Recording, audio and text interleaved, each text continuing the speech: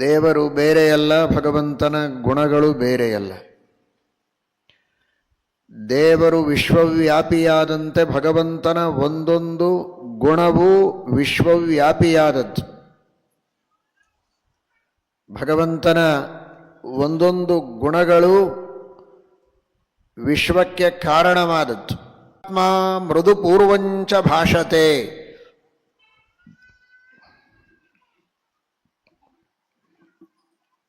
ಸಾಮಾನ್ಯವಾಗಿ ಅಪರಿಪಕ್ವ ಮನಸ್ಸಿರುವಂತಹ ವ್ಯಕ್ತಿಯ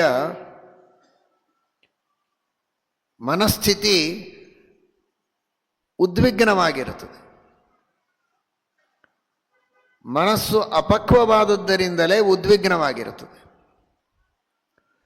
ಸಣ್ಣ ಪುಟ್ಟ ಏರುಪೇರುಗಳು ಜೀವನದಲ್ಲಿ ನಡೆದಾಗಲೂ ಕೂಡ ಸಹಿಸಿಕೊಳ್ಳುವ ಶಕ್ತಿ ಇರೋದಿಲ್ಲ, ತಾಳ್ಮೆ ಇರೋದಿಲ್ಲ. ಹಾಗಾಗಿ ಮನಸ್ಸಿನಲ್ಲಿ ಪ್ರಕ್ಷುಬ್ಧತೆ ಇರುತ್ತೆ, ಪ್ರಶಾಂತತೆ ಇರೋದಿಲ್ಲ.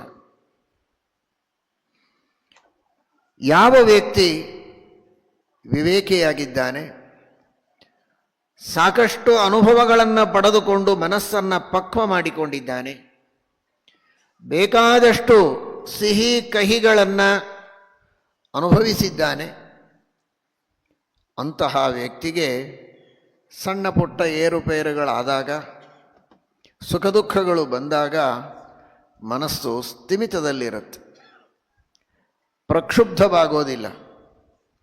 ಅಂತಹ ಘಟನೆಗಳನ್ನು ಬಂದಾಗ ಹೇಗೆ ತಾನು ಹಿಂದೆ ದಾಟಿ ಬಂದದ್ದುಂಟು ಅನ್ನುವ ನೆನಪು ಅವನಿಗೆ ಈಗ ಸಮಾಧಾನವನ್ನು ನೀಡುತ್ತದೆ, ಧೈರ್ಯವನ್ನು ತುಂಬುತ್ತದೆ.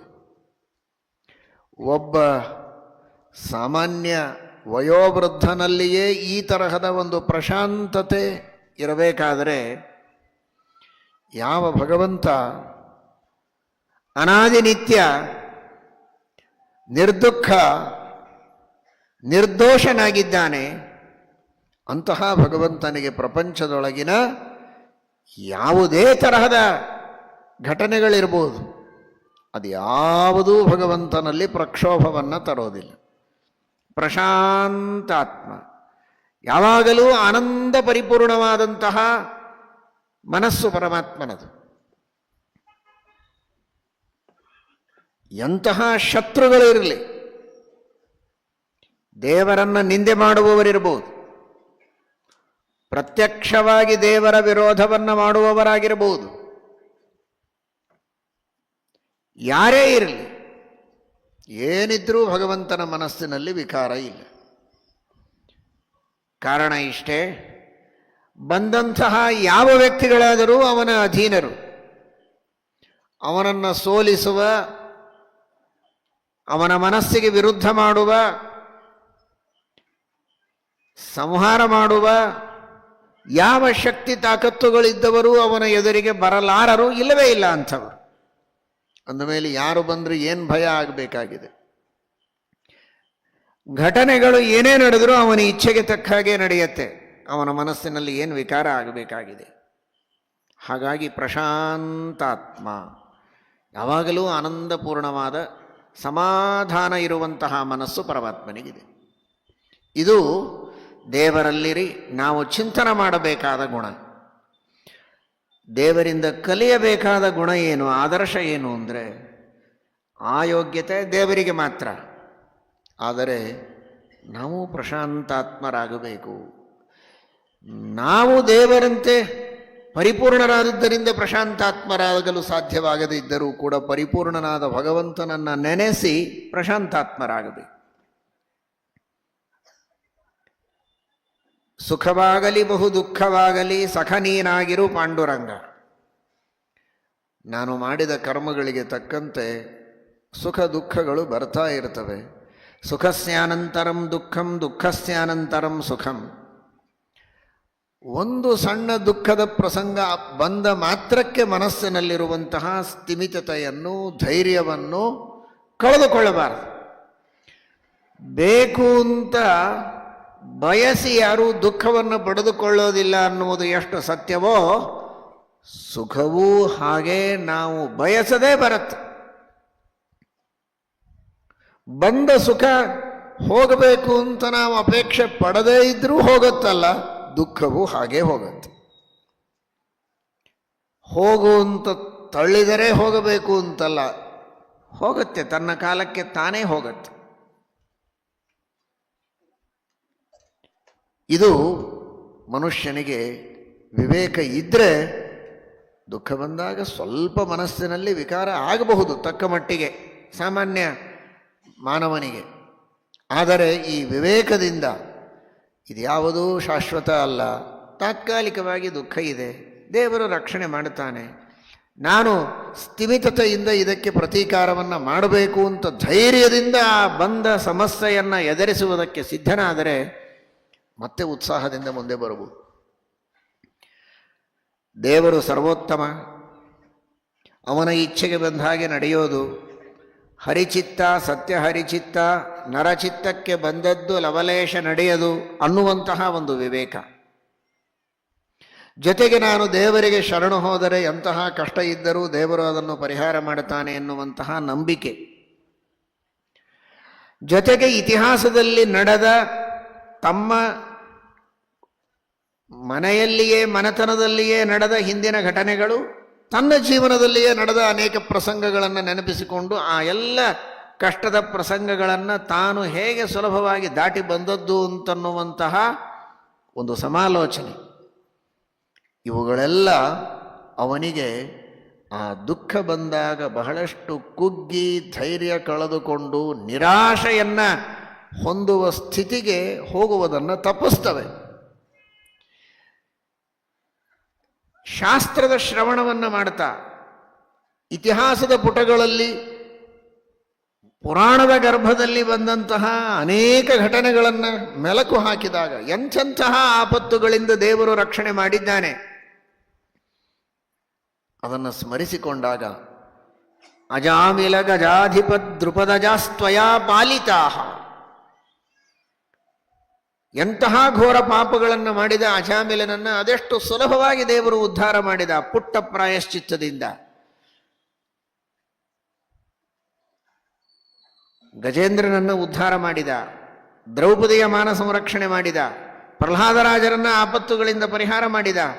ಈ ತರಹದ ಇತಿಹಾಸ ಪುರಾಣಗಳಲ್ಲಿ ಬರುವ ಸತ್ಯವಾದ ಭಗವಂತನ ಮಹಿಮೆಗಳನ್ನು ಮೆಲಕು ಹಾಕುವ ಮೂಲಕ ಇವನಿಗೊಂದು ಧೈರ್ಯ ಬರ್ತದೆ, ಪ್ರಶಾಂತಾತ್ಮನಾಗ್ತಾನೆ ಅನ್ನುವುದಕ್ಕೇನೆ ಇತಿಹಾಸ ಪುರಾಣ ಶಾಸ್ತ್ರ ಸಾಕಷ್ಟು ಕೇಳಿ ಕೇಳಿ ಕೇಳಿ ಒಂದು ಧೈರ್ಯವನ್ನು ತಂದುಕೊಂಡವರಿಗೆ ಬೇಕಾದಷ್ಟು ಘಟನೆಗಳು ನಡೆದರೂ ಪ್ರಾಣ ಕಳೆದುಕೊಂಡು ಬಿಡೋಣ, ಆತ್ಮಹತ್ಯೆ ಮಾಡಿಕೊಳ್ಳೋಣ ಅನ್ನುವಂತಹ ಪ್ರವೃತ್ತಿ ಬರೋದಿಲ್ಲ. ಆ ತರಹದ ಅಧೈರ್ಯದ ಕಾರ್ಯವನ್ನು ಮಾಡ್ತಾನೆ ಅಂದರೆ ಅವನಿಗೆ ಸರಿಯಾಗಿ ಉತ್ತಮರ ಸಹವಾಸ ಆಗಿಲ್ಲ, ವೃದ್ಧರ ಸೇವೆಯನ್ನು ಮಾಡಿಲ್ಲ, ಇತಿಹಾಸ ಪುರಾಣಗಳನ್ನು ಕೇಳಿಲ್ಲ, ದೇವರನ್ನು ನಂಬಿಲ್ಲ ಅಂತ ಅರ್ಥ.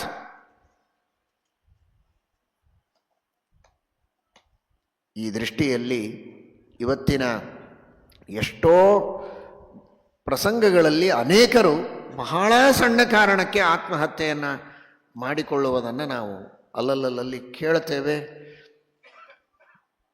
ವೃತ್ತಪತ್ರಿಕೆಗಳಲ್ಲಿ ವಾರ್ತೆಗಳನ್ನು ನೋಡ್ತೇವೆ. ಅದೆಲ್ಲದಕ್ಕೂ ಉತ್ತರವನ್ನು ಶಾಸ್ತ್ರ ನೀಡುತ್ತದೆ. ಇದೆಲ್ಲ ಆಗೋದು ನನ್ನ ಇಚ್ಛೆಗೆ ಬಂದದ್ದೇ ಆಗಬೇಕು, ನಾನು ಅಂದ್ಕೊಂಡದ್ದೇ ಆಗಬೇಕು, ನಾನು ಸ್ವತಂತ್ರ,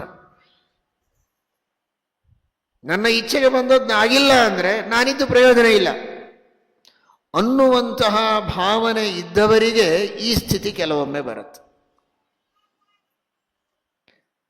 ದುಃಖವನ್ನು ಸಹನೆ ಮಾಡಲಿಕ್ಕೆ ಆಗದೇ ಇದ್ದಾಗ ಆ ಸ್ಥಿತಿಗೆ ಹೋಗ್ತಾನೆ. ನನ್ನ ಇಚ್ಛೆಗೆ ಬಂದದ್ದೇ ಆಗಬೇಕು ಅನ್ನುವುದು ಇಲ್ಲವೇ ಇಲ್ಲ. ಹರಿಚಿತ್ತ ಸತ್ಯ ಹರಿಚಿತ್ತ, ನರಚಿತ್ತಕ್ಕೆ ಬಂದದ್ದು ಲವಲೇಶ ನಡೆಯದು. ನನ್ನ ಚಿತ್ತಕ್ಕೆ ಬಂದದ್ದು ನಡೆದ್ರೇನೆ ಆಶ್ಚರ್ಯ ಪಡಬೇಕು. ನನ್ನ ಚಿತ್ತಕ್ಕೆ ಬಂದದ್ದೇ ಆಗಬೇಕು ಅನ್ನುವ ಹಠ ಇರಬಾರದು ಅನ್ನುವುದು ಚಿಕ್ಕ ಮಗುವಿದ್ದಾಗಿನಿಂದ ವೃದ್ಧರ ಮಾತು ಕೇಳಿ ಕೇಳಿ ಕೇಳಿ ಈ ತತ್ವ ಅವನ ಚಿತ್ತದಲ್ಲಿ ಅವನ ಮನಃಪಟಲದಲ್ಲಿ ದೃಢವಾಗಿ ಮೂಡಿದ್ರೆ ನನ್ನ ಚಿತ್ತಕ್ಕೆ ಬಂದ ಹಾಗೆ ಆಗಿಲ್ಲ ಅಂದರೆ ಅವನಿಗೇನು ಬಹಳ ಟೆನ್ಷನ್ ಆಗೋದಿಲ್ಲ. ಇನ್ನು ಅನೇಕ ದುಃಖದ ಪ್ರಸಂಗಗಳು, ಅತ್ಯಂತ ಆತ್ಮೀಯರಾದ, ಪ್ರಿಯರಾದ, ಪ್ರಿಯತಮರಾದ ವ್ಯಕ್ತಿಗಳನ್ನು ಅಗಲಿದಂತಹ ಪ್ರಸಂಗಗಳು.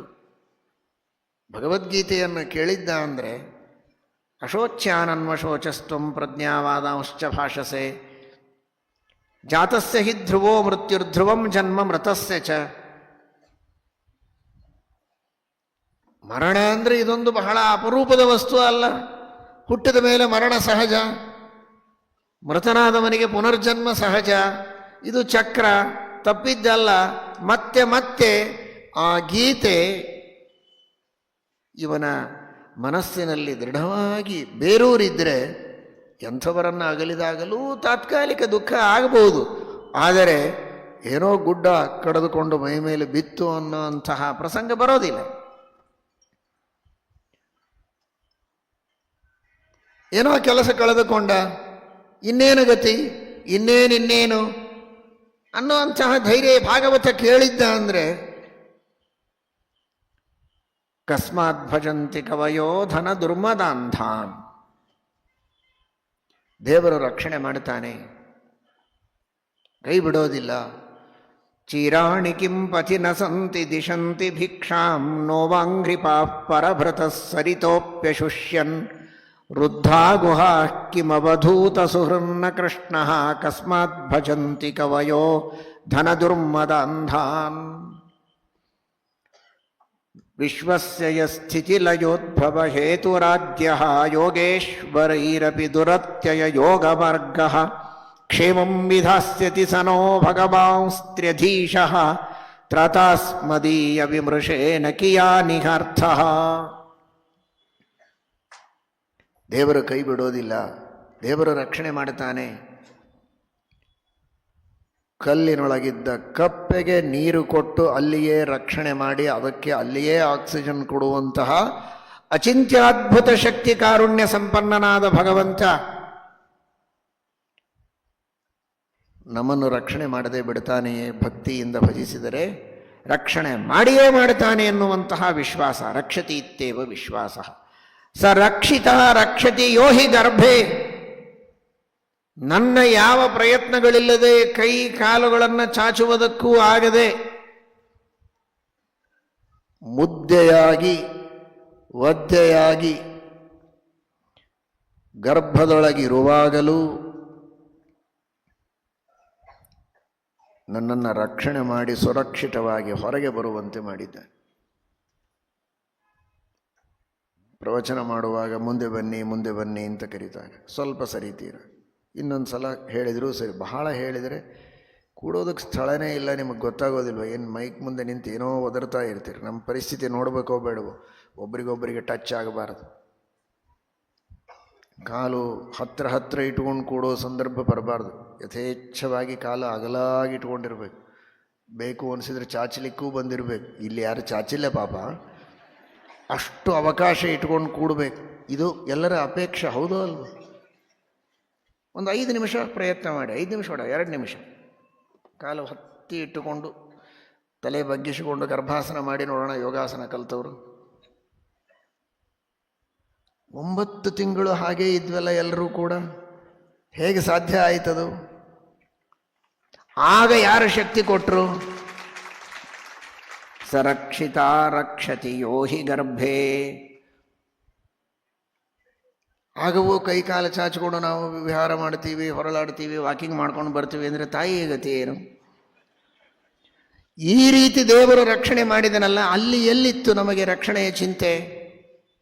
ಆ ದೇವರೇ ರಕ್ಷಣೆ ಮಾಡ್ತಾನೆ, ಕೈ ಬಿಡೋದಿಲ್ಲ ಅನ್ನುವ ವಿಶ್ವಾಸ ಇದ್ದರೆ ಇವತ್ತೇನೋ ಕೆಲಸ ಕಳ್ಕೊಂಡು ಮಾತ್ರಕ್ಕೆ ಆತ್ಮಹತ್ಯೆ ಮಾಡಿಕೊಳ್ಳೋದಿಲ್ಲ. ಪ್ರಯತ್ನ ಮಾಡ್ತಾನೆ, ದೇವರಿದ್ದಾನೆ ಎನ್ನುವ ವಿಶ್ವಾಸ ಇದೆ, ರಕ್ಷಣೆ ಮಾಡ್ತಾನೆ. ದೇವರು ರಕ್ಷಣೆ ಮಾಡೋದು ನಿಶ್ಚಿತ. ಆ ವಿಶ್ವಾಸದಿಂದ ಮನುಷ್ಯ ಮುಂದುವರಿಯೋದಕ್ಕೆ ಸಾಧ್ಯ ಇದೆ. ಶಾಸ್ತ್ರದ ಶ್ರವಣ ಮಾಡಿದರೆ, ವೃದ್ಧರ ಮಾತುಗಳನ್ನು ಕೇಳಿದರೆ, ವೃದ್ಧರ ಸೇವೆಯನ್ನು ಮಾಡಿದರೆ, ಸಜ್ಜನರ ಮಧ್ಯದಲ್ಲಿ ಸಹವಾಸದೊಳಗಿದ್ದರೆ ಈ ಪ್ರಜ್ಞೆ ಯಾವಾಗಲೂ ಜಾಗರೂಕವಾಗುತ್ತೆ. ಆ ದೃಷ್ಟಿಯಲ್ಲಿ ಪ್ರಶಾಂತಾತ್ಮನಾಗಿರ್ತಾನೆ. ಅದಕ್ಕಾಗಿಯೇ ಸಜ್ಜನರ ಸಹವಾಸವನ್ನು ಮಾಡಬೇಕು ಅಂತ ಹೇಳೋದು. ಶ್ರೀಮದಾಚಾರ್ಯರ ಮಹಾಭಾರತದ ತಾತ್ಪರ್ಯ ನಿರ್ಣಯದಲ್ಲಿ ಹೇಳ್ತಾರೆ, ಮತಿಪೂರ್ವಂ ದೇಹನಾಶಾತ್ ಪಾಪಂ ಮಹದವಾಪ್ಯತೆ ಧರ್ಮಾರ್ಥ ಕಾಮ ಮೋಕ್ಷಾಣಂ ಸಾಧನಂ ದೇಹತೋಸ್ತಿ ಯತ್. ಚತುರ್ವಿಧ ಪುರುಷಾರ್ಥಗಳನ್ನು, ಮೋಕ್ಷವನ್ನೇ, ಅನಂತ ಕಾಲದ ಮೋಕ್ಷವನ್ನೇ ಪಡೆಯುವುದಕ್ಕೆ ಸಾಧ್ಯ ಇದೆ ಇದೇ ದೇಹದಲ್ಲಿ ಸಾಧನೆ ಮಾಡಿದರೆ. ಕೇವಲ ಭೋಗಕ್ಕಾಗಿ ಈ ದೇಹ ಇಲ್ಲ. ಕ್ಷುದ್ರಕಾಮಾಯ ನೇಷ್ಯತೆ ಕೃಚ್ಛ್ರಾಯ ತಪಸೇ ಚೇಹ ಪ್ರೇತ್ಯಾನಂತ ಸುಖಾಯ ಚ. ತಪಸ್ಸು ಮಾಡಿ ಅನಂತ ಕಾಲದ ಸುಖವನ್ನು ಪಡೆಯುವುದಕ್ಕೆ ಸಾಧ್ಯ ಇದೆ ಇದೇ ದೇಹದಲ್ಲಿ. ಉದ್ಯೋಗ ಮಾಡುವುದಕ್ಕೆ ಮಾತ್ರ ಅಲ್ಲ, ಹೊಟ್ಟೆ ತುಂಬಿಕೊಳ್ಳುವುದಕ್ಕಾಗಿ ಮಾತ್ರ ಅಲ್ಲ, ಬಣ್ಣ ಬಣ್ಣದ ಭಾರಿ ಭಾರಿ ಬಟ್ಟೆಗಳನ್ನು ತೊಡುವುದಕ್ಕೆ ಮಾತ್ರ ಅಲ್ಲ, ಆಭರಣಗಳನ್ನು ಹಾಕಿಕೊಳ್ಳುವುದಕ್ಕೂ ಅಲ್ಲ, ಹೇರಿಕೊಳ್ಳುವುದಕ್ಕೂ ಅಲ್ಲ. ತಪಸ್ಸು ಮಾಡಿ ಅನಂತ ಕಾಲದ ಸುಖವನ್ನು ಪಡೆಯುವುದಕ್ಕೆ ಈ ಮಾನವ ದೇಹದಲ್ಲಿ ಸಾಧ್ಯ ಇದೆ. ಇಂತಹ ದೇಹವನ್ನು ಬುದ್ಧಿಪೂರ್ವಕವಾಗಿ ಹಾಳು ಮಾಡಿಕೊಳ್ಳುವ ಅಧಿಕಾರ ಇಲ್ಲ. ನನ್ನ ದೇಹ ನಾನೇನಾದರೂ ಮಾಡಿಕೊಳ್ಳಬಹುದು ಅಂತ ಕೆಲವರು ಚಿಂತನೆ ಮಾಡುತ್ತಾರೆ. ಅದಕ್ಕೆ ಸರ್ವಥಾ ಶಾಸ್ತ್ರ ಒಪ್ಪಿಲ್ಲ. ಇದು ನಿನ್ನ ದೇಹ ಅಲ್ಲವೇ ಅಲ್ಲ, ಇದು ನಿನ್ನ ದೇಹ ಅಲ್ಲ, ಇದು ದೇವರು ಕೊಟ್ಟ ದೇಹ, ಇದು ದೇವರ ಅಧೀನ ಅನ್ನುವ ಚಿಂತನ ಬರೋದಕ್ಕೆ ಮುದ್ರಾಧಾರಣೆ ಮಾಡಿಸಿಕೊಳ್ಳೋದು, ಶಂಖ ಚಕ್ರ ಒತ್ಕೊಳ್ಳೋದಕ್ಕೆ ಇದು ನನ್ನದಲ್ಲ, ತಾನಲ್ಲ, ತನ್ನದಲ್ಲ, ಮುಂದೆ ಬಾಹೋದಲ್ಲ. ಆದರೆ ಇದರಿಂದ ಸಾಧನೆ ಮಾತ್ರ ಬಹಳ ಅದ್ಭುತವಾದ ಸಾಧನೆಯಾಗುತ್ತೆ. ಇದು ನಶ್ವರ, ಆದರೆ ಇದು ಈಶ್ವರನ ಹತ್ತಿರದ ಕರೆದುಕೊಂಡು ಹೋಗುವ ಸಾಧನೆಯನ್ನು ಮಾಡಿಸುವಂತಹ ದೇಹ. ಇಂತಹ ದೇಹವನ್ನು ಹಾಳು ಮಾಡಿಕೊಳ್ಳಬಾರದು, ಹಾನಿ ಮಾಡಿಕೊಳ್ಳಲು ಬೇಡಿ ಹುಚ್ಚಪ್ಪಗಳಿರ ಅಂತ ಬೈತಾರೆ ದಾಸರು. ದೇಹವನ್ನು ಸಾರ್ಥಕಪಡಿಸಿಕೊಳ್ಳಬೇಕು, ತಾಳ್ಮೆಯಿಂದ ಇರಬೇಕು, ಸಮಾಧಾನದಿಂದ ಇರಬೇಕು. ಇದು ರಾಮಾಯಣದಿಂದ ಕಲಿಯುವ ಒಂದು ಸಂದೇಶ. ಪ್ರಶಾಂತಾತ್ಮ ಸಹಿ ನಿತ್ಯಂ ಸಚ ನಿತ್ಯಂ ಪ್ರಶಾಂತಾತ್ಮ ಮೃದುಪೂರ್ವಂಚ ಭಾಷತೆ. ಶ್ರೀರಾಮಚಂದ್ರನ ದರ್ಶನವನ್ನು ಪ್ರತಿನಿತ್ಯದಲ್ಲಿ ಮಾಡಿಕೊಳ್ತೀರಿ. ಮೂಲರಾಮದೇವರ ದರ್ಶನ, ದಿಗ್ವಿಜಯ ರಾಮದೇವರ ದರ್ಶನ. ಆ ರಾಮನಿಗೆ, ಅನಂತ ಗುಣಪೂರ್ಣನಾದ ಶ್ರೀರಾಮಚಂದ್ರನಿಗೆ ನಮ್ಮ ನಮ್ಮ ಯೋಗ್ಯತೆಗೆ ತಕ್ಕಷ್ಟು ಗುಣವಂತರಾಗುವಂತೆ ಅನುಗ್ರಹ ಮಾಡಲು ಪ್ರಾರ್ಥನೆಯನ್ನು ಮಾಡಬೇಕು. ಮೃದುಪೂರ್ವಂಚ ಭಾಷತೆ. ರಾಮ ಮಾತನಾಡುವಾಗ ಬಹಳ ಮೃದುವಾಗಿ ಮಾತನಾಡ್ತಾ ಇದ್ದ. ಏನೇ ಹೇಳಬೇಕಾಗಿರಲಿ, ತಪ್ಪು ಮಾಡಿದ್ದಾನೆ ಒಬ್ಬ ಪ್ರಜೆ, ಅಪರಾಧ ಮಾಡಿಯೇ ಬಂದು ನಿಂತಿದ್ದಾನೆ, ಅವನಿಗೆ ದಂಡ ಮಾಡಬೇಕಾಗಿದೆ, ಶಿಕ್ಷೆ ಕೊಡಬೇಕಾಗಿದೆ ಅಂತಾಗಿದ್ದರೂ ಕೂಡ ಮಾತನಾಡುವಾಗ ಮೃದುಪೂರ್ವಂಚ ಭಾಷತೆ. ಏನಪ್ಪ, ಏನೋ ಈ ತರಹ ತಪ್ಪು ಕೆಲಸ ಮಾಡಿದ್ದಿ ಅಂತೆ, ಕಳ್ಳತನ ಮಾಡಿದ್ದಿ, ಏನಾದರೂ ಕಷ್ಟ ಇತ್ತ ಮನೆಯಲ್ಲಿ, ಹೆಂಡತಿ ಮಕ್ಕಳಿಗೆ ಹಾಕಲಿಕ್ಕೆ ಏನು ಸೌಕರ್ಯ ಇರಲಿಲ್ಲ ಅಂತ ಕಳ್ಳತನ ಮಾಡಿದೆಯಾ, ಏನು ಸಮಸ್ಯೆ ಇತ್ತು ಅಂತ ಬಂದು ಹೇಳಿಕೊಂಡಿದ್ದರೆ ನಾನೇ ಪರಿಹಾರ ಮಾಡ್ತಿದ್ನಲ್ಲ, ಯಾಕೆ ಅಧರ್ಮ ಅನ್ಯಾಯ ಮಾಡುವ ಹೆಜ್ಜೆಯನ್ನು ಇಟ್ಟು ಈ ಕ್ರಮದಲ್ಲಿ ಬಂದದ್ದು ಕಳ್ಳ. ಆದರೆ ಮೃದುಪೂರ್ವಂಚ ಭಾಷತೆ. ಮಾಡಿದ ಅಧರ್ಮವನ್ನು, ಕಳ್ಳತನವನ್ನು ಒಪ್ಪಿ ಇಟ್ಟುಕೊಳ್ಳುವುದಲ್ಲ, ತಿದ್ದುವಾಗಲೂ ಮೃದುಪೂರ್ವಂಚ ಭಾಷತೆ. ದೇವರು ಸರ್ವಜ್ಞ, ಆದರೆ ಒಬ್ಬ ರಾಜ, ಒಬ್ಬ ಯಜಮಾನ, ಒಬ್ಬ ಅಧಿಪತಿ, ಒಬ್ಬ ನಾಯಕ ಹೇಗಿರಬೇಕು ಅನ್ನುವುದನ್ನು ತೋರಿಸ್ತಾನೆ. ಮೃದುಪೂರ್ವಂಚ ಭಾಷತೆ. ಮೃದುಪೂರ್ವಂಚ ಭಾಷತೆ. ಮೃದುಪೂರ್ವಂ ಒಂದೇ ಶಬ್ದ, ಅಥವಾ ಪೂರ್ವಂಚ ಮೃದು ಭಾಷತೆ. ಮೊದಲು ಮೃದು, ಆಮೇಲೂ ಮೃದುವಾಗಿ ಮಾತನಾಡುವಂಥವನು. ಕೆಲವರು ಮೊದಲು ಬಂದು ಕೂಡಲೇ ಮೃದುವಾಗಿ ಮಾತಾಡ್ತಾರೆ, ಆಮೇಲೆ ನೋಡಿದರೆ ಅದನ್ನು ತಡ್ಕೊಳ್ಳಿಕ್ಕೆ ಸಾಧ್ಯ ಇಲ್ಲ ಅಂಥ ಮಾತಾಡ್ತಾರೆ. ಯಾಕಪ್ಪ ಬಂದ್ವಿ ಇಲ್ಲಿ ಅಂತ. ಅದಕ್ಕೆ ವಾಲ್ಮೀಕಿ ಮಹರ್ಷಿಗಳು ಬಹಳ ಸುಂದರವಾಗಿ ಶಬ್ದವನ್ನಿಟ್ಟಿದ್ದಾರೆ. ಮೃದು ಪೂರ್ವಂಚ ಭಾಷತೆ. ಮೊದಲೂ ಮೃದು ಮಾತಾಡ್ತಾನೆ, ಮಧ್ಯದಲ್ಲಿಯೂ ಮೃದುವಾಗಿಯೇ ಮಾತಾಡ್ತಾನೆ, ಕೊನೆಗೂ ಮೃದುವಾಗಿಯೇ ಮಾತನಾಡುವಂಥದ್ದು ಶ್ರೀರಾಮಚಂದ್ರನ ಅದ್ಭುತವಾದಂತಹ ವಾಣಿ, ಕೇಳಿದರೆ ಆನಂದ ಆಗಬೇಕು, ಆ ತರಹ ಮಾತನಾಡು.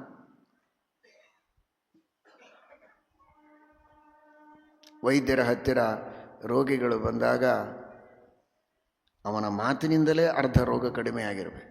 ನೀನೇನು ಚಿಂತೆ ಮಾಡಬೇಡ, ಏನೇನೂ ವಿಚಾರ ಮಾಡಬೇಡ, ಎಲ್ಲ ರೋಗಗಳ ಪರಿಹಾರ ಆಗುತ್ತೆ, ದೇವರ ಅನುಗ್ರಹ ಇದೆ, ದೇವರ ಸ್ಮರಣೆ ಮಾಡು, ಚೆನ್ನಾಗಿ ಹೇಳಿದ ಔಷಧಿಗಳನ್ನು ತೆಗೆದುಕೋ, ಪಥ್ಯ ಚೆನ್ನಾಗಿ ಮಾಡು, ಡಯಟ್ ಮಾಡು, ಏನು ನಿಯಮಗಳಿವೆ ಅವುಗಳನ್ನೆಲ್ಲ ಚೆನ್ನಾಗಿ ಪರಿಪಾಲನೆ ಮಾಡು, ಏನೂ ವಿಚಾರ ಮಾಡಬೇಡ. ನಿನ್ಗಿಂತಲೂ ಬಹಳ ಉಲ್ಬಣ ರೋಗ ಆದವರು ಸುಖವಾಗಿ ಪರಿಹಾರ ಮಾಡಿಕೊಂಡು ಹೋಗಿದ್ದಾರೆ, ನೀನ್ಯಾಕೆ ಚಿಂತೆ ಮಾಡಿದೆ? ಹೀಗೆ ಹೇಳಿದರೆ ಅವನಿಗೆ ಅರ್ಧ ರೋಗ ಕಡಿಮೆಯಾಗಿ ಬಿಟ್ಟಿರ್ತದೆ, ಮನಸ್ಸಿಗೆ ಧೈರ್ಯ ಬಂದಿರ್ತದೆ, ವಿಶ್ವಾಸ ಬರ್ತದೆ. ಇದು ಕ್ರಮ.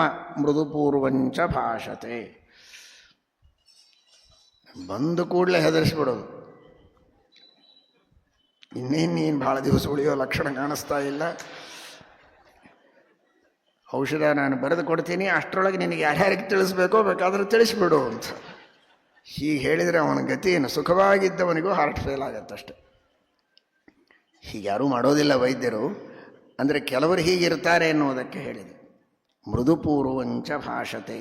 ಅವನು ಯಾರೇ ಇರ್ಬೋದು, ವೈದ್ಯರಿಗೆ ಮಾತ್ರ ಸಂಬಂಧಪಟ್ಟದ್ದಲ್ಲ, ವೈದ್ಯರಿರ್ಬೋದು, ಬೇರೆಯವರಾಗಿರ್ಬೋದು, ತನ್ನ ತನ್ನ ಕ್ಷೇತ್ರಕ್ಕೆ ಸಂಬಂಧಪಟ್ಟ ಮಾತುಗಳನ್ನು ಮುಟ್ಟಿಸುವಾಗ ಮೃದುವಾದ ಭಾಷೆಯಲ್ಲಿ ಮುಟ್ಟಿಸಬೇಕು. ಇದು ಶ್ರೀರಾಮಚಂದ್ರನ ಒಂದು ದೊಡ್ಡದಾದಂತಹ ಆದರ್ಶ ಅನ್ನುವ ದೃಷ್ಟಿಯಲ್ಲಿ ವಾಲ್ಮೀಕಿ ರಾಮಾಯಣ ಅದನ್ನು ತಿಳಿಸಿಕೊಡ್ತಾ ಇದೆ. ಮೃದುಪೂರ್ವಂಚ ಭಾಷತೆ.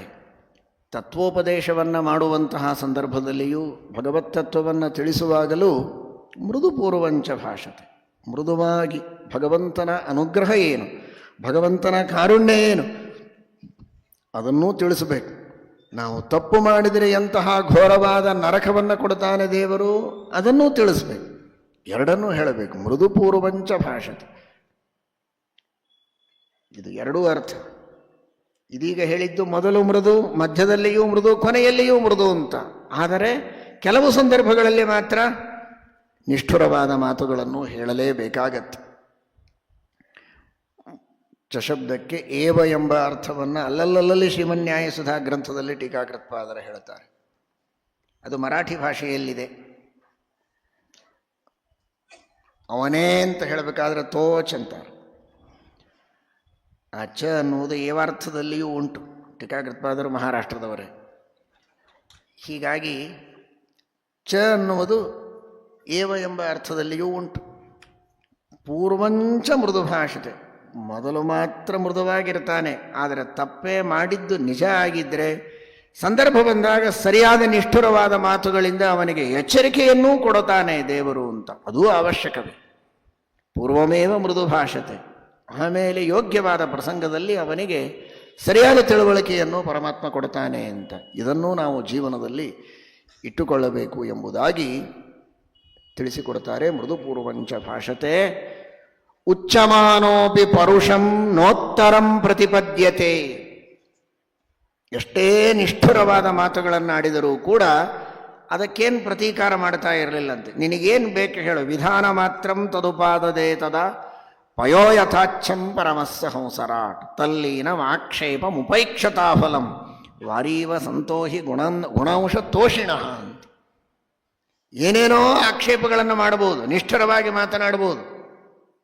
ಉಪವಾಸ ಸಾಯ್ತಾ ಇದ್ದೇನೆ, ಯಾರು ನೋಡುವವರಿಲ್ಲ, ಹಾಗಿದೆ ಹೀಗಿದೆ, ನೀವೆಲ್ಲ ರಾಜರಿದ್ದು ಏನು ಮಾಡ್ತೀರಾ, ಏನೇನೋ ಮಾತಾಡ್ಬೋದು. ನೀನು ಯಾಕೆ ಹೀಗೆ ಮಾತನಾಡಿದಿ? ನಾನು ಇಂತಹ ದೊಡ್ಡ ರಾಜ, ನನ್ನ ಎದುರಿನಲ್ಲಿ ಬಂದು ತಲೆಗೆ ಬಂದ ಹಾಗೆ ಮಾತಾಡ್ತಾ ಇದ್ದೀನಿ, ನನ್ನ ಜೈಲಿಗೆ ಹಾಕಿಸಿಬಿಡ್ತೇನೆ, ಹೊಡೆಸಿಬಿಡ್ತೇನೆ, ಯಾವುದೂ ಇಲ್ಲ. ಅವನಿಗೆ ಏನು ಬೇಕಾಗಿದೆ? ಹೊಟ್ಟೆಗಿಲ್ಲ, ಹಸದಿದ್ದಾನೆ, ಕಷ್ಟದಲ್ಲಿದ್ದಾನೆ, ದರಿದ್ರ. ಅವನಿಗೆ ಬೇಕಾದದ್ದನ್ನು ಕೊಟ್ಟು ಬಿಟ್ಟರೆ ಮುಗಿದೋಯ್ತು ಅಷ್ಟೇ. ಉಚ್ಚಮಾನೋಪಿ ಪರುಷಂ ನೋತ್ತರಂ ಪ್ರತಿಪದ್ಯತೆ. ಈ ಲೆವೆಲ್ ನೋಡಿ, ದೇವರು ಸರ್ವೋತ್ತಮ ಬಿಟ್ಟುಬಿಡಿ. ನಾವು ಕಲಿತುಕೊಳ್ಳಬೇಕಾದದ್ದು ಅಂದರೆ ವಾಲ್ಮೀಕಿ ಮಹರ್ಷಿಗಳ ಶಬ್ದ. ಆ ಆರ್ಷ ಗ್ರಂಥದಲ್ಲಿರುವಂತಹ ಒಂದೊಂದು ಪದಗಳು ಹೇಗಿವೆ ಅಂತ. ಉತ್ತರವನ್ನು ಕೊಡೋದಿಲ್ಲ ಅಂತಂತ ಇಲ್ಲ ಮಹರ್ಷಿಗಳು, ನೋತ್ತರಂ ಪ್ರತಿಪದ್ಯತೆ. ತಲೆಯಲ್ಲೇ ಬರ್ತಿರಲಿಲ್ಲಂತೆ. ಕೆಲವೊಮ್ಮೆ ಯಾರಾದರೂ ನಮಗೇನಾದರೂ ಅಂದುಬಿಟ್ರೆ ಮನಸ್ಸಿನಲ್ಲಿ ಎಷ್ಟು ಶಬ್ದ, ಅದು ಯಾವುದಾದ್ರೂ ಅಂತ ಇನ್ನೂ ಬಂದಿಲ್ಲ ಅಂಥದ್ದೇನಾದರೂ ಒಂದು ಹೊಸ ಟೆಕ್ನಾಲಜಿ ಬಂದರೆ ಮನಸ್ಸಿನಲ್ಲಿ ಇದ್ದಿದ್ದೆಲ್ಲ ಪಟ ಪಟ ಪಟ ಪ್ರಿಂಟ್ ಆಗ್ತಾ ಹೋಗಿಬಿಟ್ರೆ ಭಾಳ ಕಷ್ಟ. ಏನೋ ಬೈದು ಬಿಟ್ಟರೆ 108 ಬೈಗಳೆಲ್ಲ ತಲೆಯಲ್ಲಿ ಬರ್ತದೆ. ಆದರೂ ಸ್ವಲ್ಪ ಸಂಯಮದಿಂದ ತಡ್ಕೋತಾನೆ, ಒಂದೋ ಎರಡೋ ಹೊರಗೆ ಬರ್ತಾವಷ್ಟೇ. ಆದರೆ ಮಹರ್ಷಿಗಳಂತಾರೆ, ವಾಲ್ಮೀಕಿಗಳು, ನೋತ್ತರಂ ಪ್ರತಿಪದ್ಯತೆ.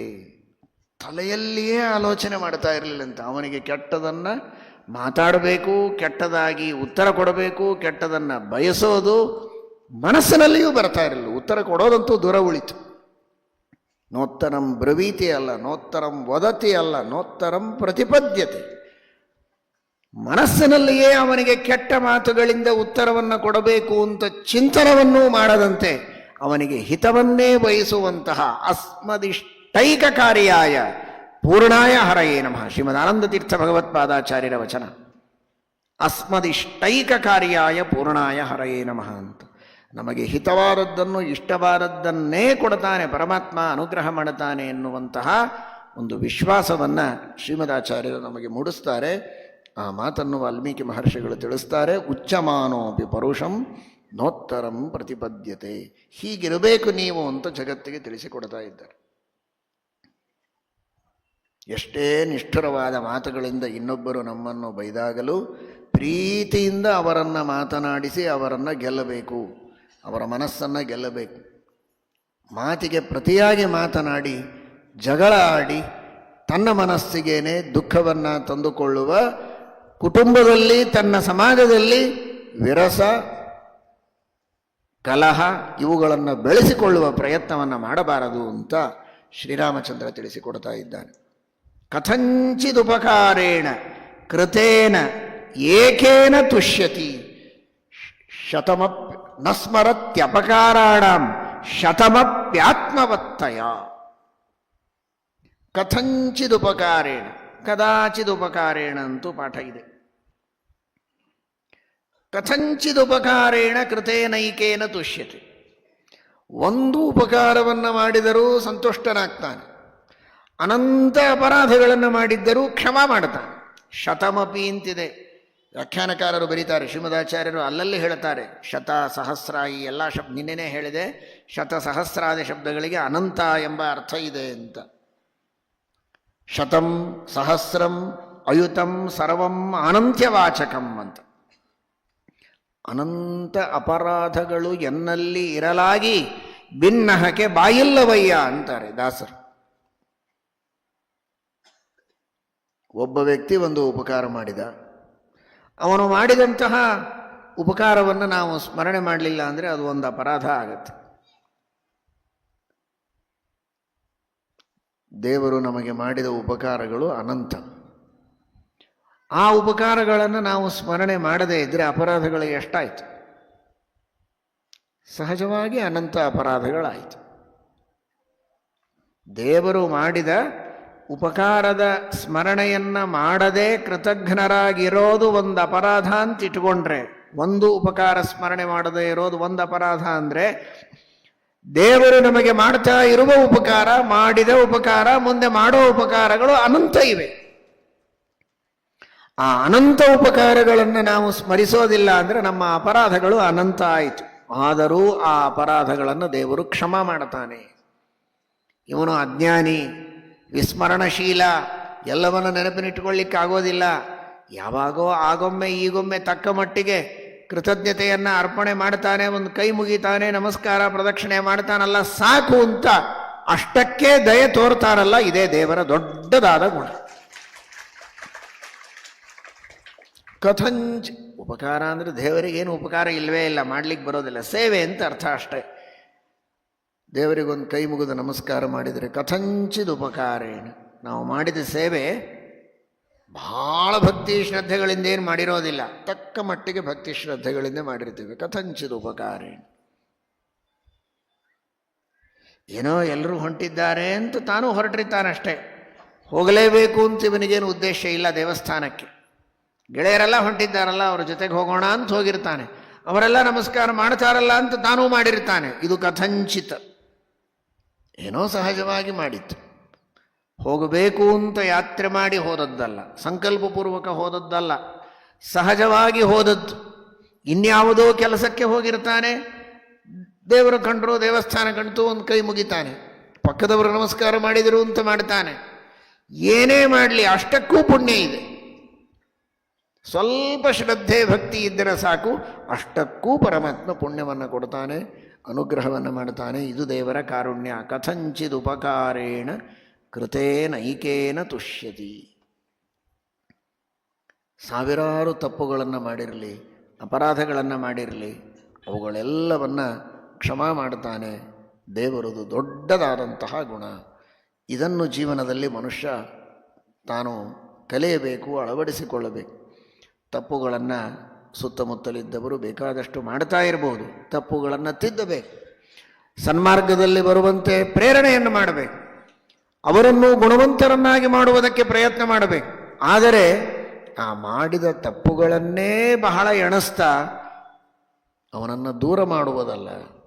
ಅವನಲ್ಲಿರುವ ಯಾವುದಾದರೂ ಒಂದು ಗುಣ ಇದ್ದರೂ ಕೂಡ ಅದಕ್ಕೆ ವಿಶೇಷವಾದ ಪುರಸ್ಕಾರವನ್ನು ಕೊಟ್ಟು ಅವನನ್ನು ಮೇಲೆ ತರುವ ಪ್ರಯತ್ನ ಮಾಡಬೇಕೇ ಹೊರತು ಆ ಗುಣವನ್ನು ಕಡೆಗಣಿಸಿ ದೋಷಗಳನ್ನೇ ಎತ್ತಿ ನೋಡಿ ಅವನನ್ನು ದೂರ ಸರಿಸಬಾರದು ಅನ್ನುವಂತಹ ಒಂದು ಸಂದೇಶವನ್ನು ಶ್ರೀರಾಮಚಂದ್ರ ಕೊಡ್ತಾ ಇದ್ದಾನೆ.